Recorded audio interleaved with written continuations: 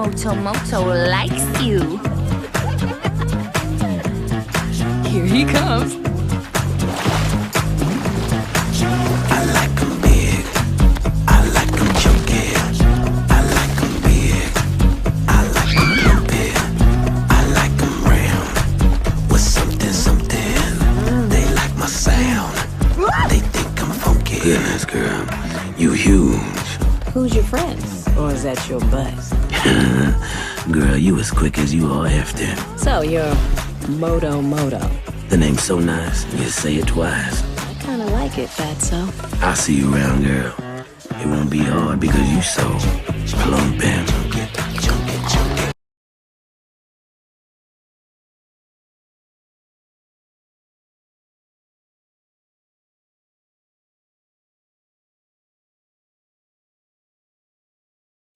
Come on, a six-pack? Who needs a six-pack when you got the nose? Or a nose when you got the suit? Now you don't need a suit when you got the moves. Or moves when you got the fire. Wheels when you ride those wheels. And who needs all that when you get the door? When you got the dough, the brain, the that's right. Who needs some other thing when you got your thing? Now work on it.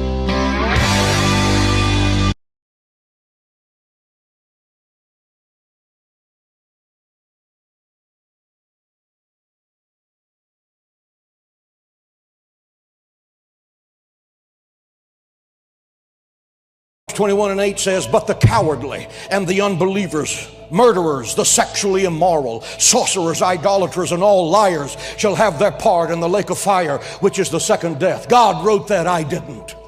Let me put the nail in this coffin real tight. God hates a coward. God hates a coward. In this war, you will demonstrate courage or cowardice. Some of you are courageous soldiers of the cross, and some of you are cowardly to the core. There's a profound lesson here. Everything you receive from God is a gift, but you've got to go and take it. Years ago, I was preaching, and I put a bar of chocolate on the pulpit, and I said, that's for the first child in the congregation that comes out and gets it. And from then on, the children didn't listen to me at all. Their eyes were glued on this bar of chocolate, and none of them moved. And finally, a cheeky little boy ran up, and he grabbed the chocolate, and he tore the paper off before he got out of the pulpit, and he was chewing it as he came down the pulpit steps, and every other child hated him. They were so jealous of him. They were angry with him, but they could have had it. But you've got to go in and possess it. There's a cooperation here. God doesn't force it on you. He says, here's the land I'm giving to you. Now you go in and take it. And possessing it was going to be a very costly thing. They would have to fight for it. So even though God gives everything to us, we have to make an effort to take it.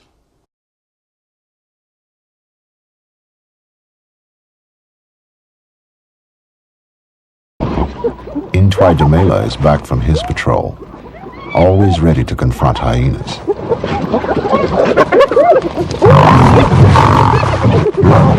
Yark seems to succeed in the psychological warfare. This is not a competition for food. When Matsumi leads the pride out to meet the hyenas, it is to do battle once again with their eternal enemies.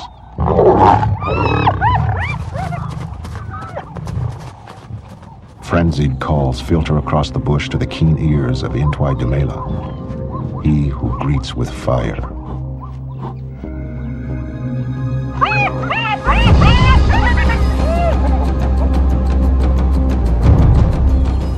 He is the hyena killer.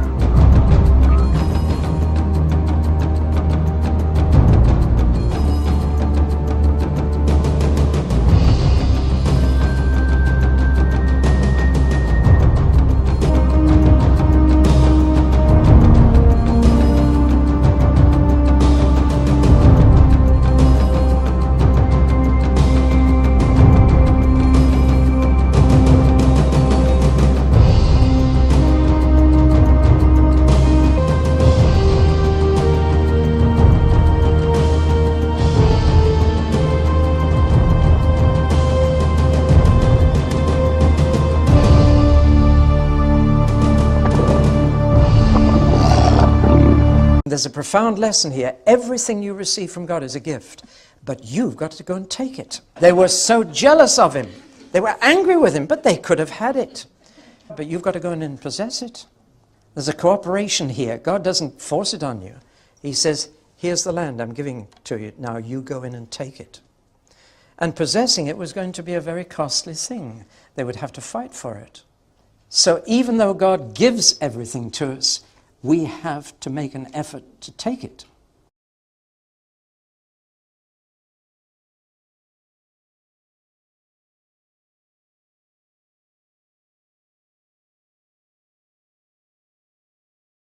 The Thessalonian you're fighting. He's the biggest man I've ever seen. I wouldn't want to fight him. That's why no one will remember your name.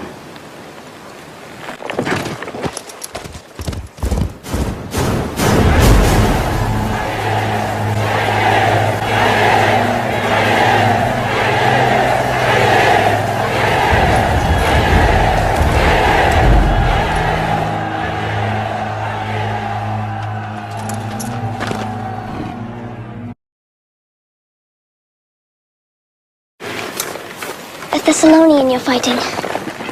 He's the biggest man I've ever seen. I wouldn't want to fight him. That's why no one will remember your name.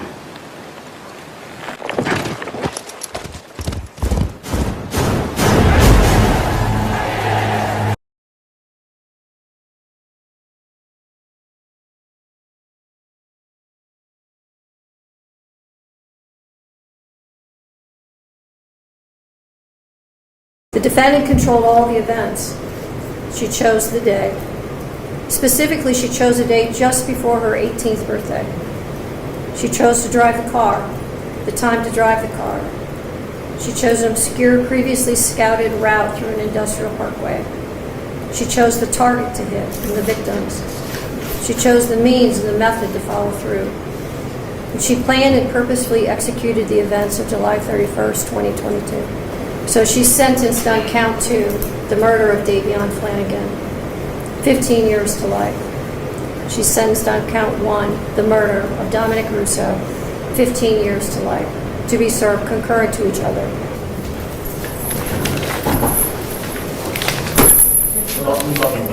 These next photos are photos of criminals. They obviously have varying sentences, but look how decent they look. They don't even look like criminals. That's why it's so important to know how to judge people.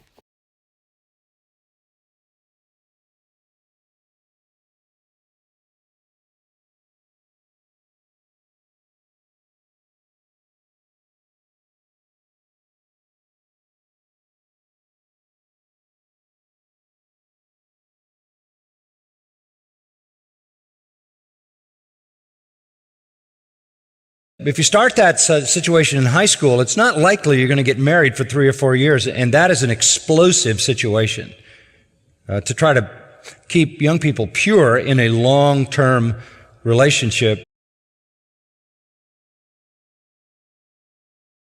So I think having your young people be together socially, make friends, and the best kind of relationship is not a boyfriend-girlfriend relationship. The best kind of relationship is a friendship that matures and blooms into love.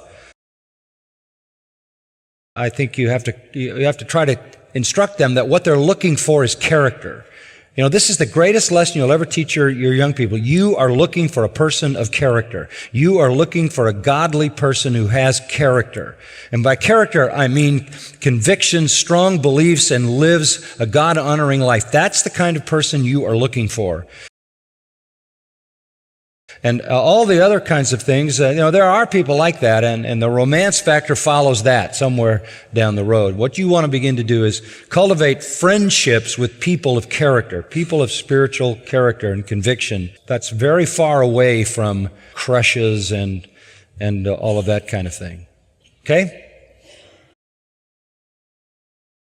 How do we pursue? How do we evolve it from platonic to romantic? The thing is, if we get the platonic right, the romantic will come easy. It'll just come easy. If you can establish that I'm here to be your friend, to be a brother, to be a sister on your worst day, then what you've now established is complete trust. Now, don't get me wrong. There's gonna be guys and girls who feel like you're putting yourself in the friend zone. And they're gonna be like, I don't understand that. I don't get that. I did this with her. I put myself in the friend zone and I wanted to just be her friend. And I told her I want to get married, but as a brother-sister relationship, brothers and sisters aren't supposed to hook up. She didn't understand that because she equated hooking up to her seeing her value. So she thought, I don't value her. And so we broke up because the only way you can understand that is if you're a Christian. The only way you can understand that is if you have somebody in your life who wanted nothing from you. And there's actually nothing we can actually even give to Christ. And yet he says, but I want you because you're mine and I love you. So unless you have that kind of love to love from, you can't love like that. And so we broke up and then I found Lokilani. So it was meant to be. And this is how Lokilani and I met. We met on Valentine's Day. We didn't kiss until our wedding day. And I established that right away. I'm here to be your brother. I really like you. I want to be with you, but this is a boundary I'm not going to cross. And how Lokilani read that was, if he's unwilling to cross this boundary, that means the boundary of our marriage, he will not cross. So the question is, what kind of house do you want to have in the future? Do you want to be living like, unfortunately, how our brothers and sisters in Lahaina are living, where they don't have a house? They have memories on how things could have been. And so just be friends with her. It's that simple. Just be her friend. Be her best friend. And didn't cross a boundary, but I was making it clear that I want to be your sibling in Christ. I want to be your friend, but I'm also like at the same time, I don't want to be just a friend. I want to be more than a friend eventually. But right now, I want to be your best friend. I want to be the person that you talk to when you go to sleep at night. I want to be the last person that you pray with in the day. That's the kind of friend I want to be. I established that right away to the point where guys had to back up. And it wasn't like I was claiming my territory or anything like that. I was just saying, I was telling them, if you are going to try to go after Lokilani, you're going to have to compete with a friend like this. God knows the consequences of people living a promiscuous life, and time again in His Word, He warns us against this lifestyle. So there is nothing wrong with you wanting sex. However, it is meant to be obtained through the parameters set by God. Allow me to illustrate the profound connection that is created when two people engage in a sexual relationship. Fornication builds a spiritual connection between people. Why do you think breakups are so difficult? When the relationship ends, you feel so lost, as if something has been taken away from you. But the truth is, something has been taken away from you. A part of you has gone with that person, and a part of them is with you. Breakups can feel somewhat like grief at points because someone to whom you were joined has left. There are people who are married to someone and they still miss their ex-lover of over a decade ago. Why do you think that is? It's because they have become one flesh with them. I get a lot of young people on here that are just devastated with breakups. 14, 15, 16, 17-year-old, 18-year-old, 20-year-old, 21-year-old. And my girlfriend just broke up with me. Me and my boyfriend just broke up. And they're devastated about it. And I've gotten a lot of questions. Dwayne, what do you recommend? So I'm going to tell you what I recommend, all right? I'll tell you what we did. I recommend that you stop, okay? Our children were not allowed to date until they were grown. We had a rule. No young man could write letters or nowadays text, email any of my daughters without coming and talking to me first. And I'll go into detail about that.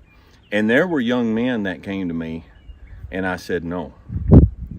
And then they've come back, a couple years later, how about now? And I said no. Both those young men are now married to my daughters, and they have good, strong marriages.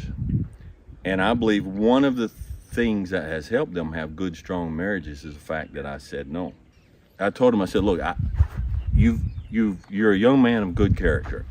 I don't have any personal problem with you, who you are, with what you are, okay? My problem with you is you're 15 years old, or you're 17 years old. When you're that age, when you're a young person, you are not emotionally mature yet. I never allowed that. The reason I never allowed that is because you start setting a precedent, a life habit in your mind. This is my boyfriend, this is my girlfriend. Now we're not getting along, so we're going to break up and we'll find a new one. And so you start setting a life habit, a mindset that a relationship is disposable. And you start setting that mindset, you start setting that life habit while you're still young and impressionable and forming who you are, okay? I never let any of my children, no one was ever allowed to date just for the sake of dating. Their boyfriends and girlfriends were not allowed. Dating, for me, is a path to marriage. And so I've asked sometimes, they've come to me, I'm like, do you think this is who you're going to marry? Are you ready to marry this person? Well, Dad, I can't marry him. I'm 15 years old. Then you can't date. And a lot of the young people, I believe, that contact me and say, I'm devastated because my girlfriend broke up with me, my boyfriend broke up. It's inevitable. It's inevitable because it's not natural. But if you're living at home with your parents and they're feeding you, and they're housing you, and they're clothing you, you are not mature enough to date. You stop the dating until you're at a point where I believe this is someone that I want to spend the rest of my life with. I believe that the abysmal divorce rate in this country, in large part, is affected by the dating practices in this country. Because we start developing a disposable relationship attitude. Relationships are disposable. If they make me mad, if they don't pay enough attention to me, if this happens, we just get a new one. We just dispose of this relationship and we get a new one. And that becomes a life habit. And so now people get married and they treat marriage to a degree. After a while, they treat it just like they've done their whole life with dating. That I'm not happy with this anymore, and I don't feel the need or the desire to put the work into this to make this thing last, because I never have.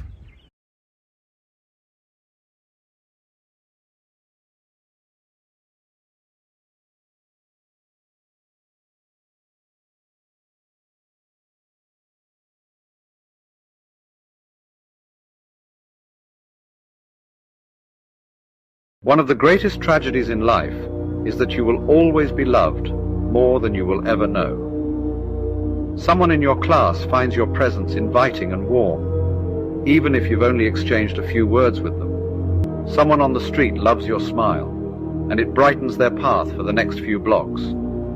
Someone you used to be friends with still wishes to fondly call your name. Even someone you were friends with 5 years ago would give anything to be in the same room as you today. Someone who regularly comes into work is disappointed when you aren't there to brighten their day. Someone missed you today. Someone noticed when you were gone. Someone loves you when you're there. Someone loves you when you're nowhere to be found at all. You may think you have always disappeared when you're no longer in the picture, but you've never left the frame. Come on, a six-pack? Who needs a six-pack when you got the nose? Or a nose when you got the suit? Now you don't need a suit when you got the moves. Or moves when you got the fire. Wheels when you ride those wheels. And who needs all that when you get the door? When you got the dough, the brain, the... Oh, that's right. We need some other thing when you got your thing. Now work on it.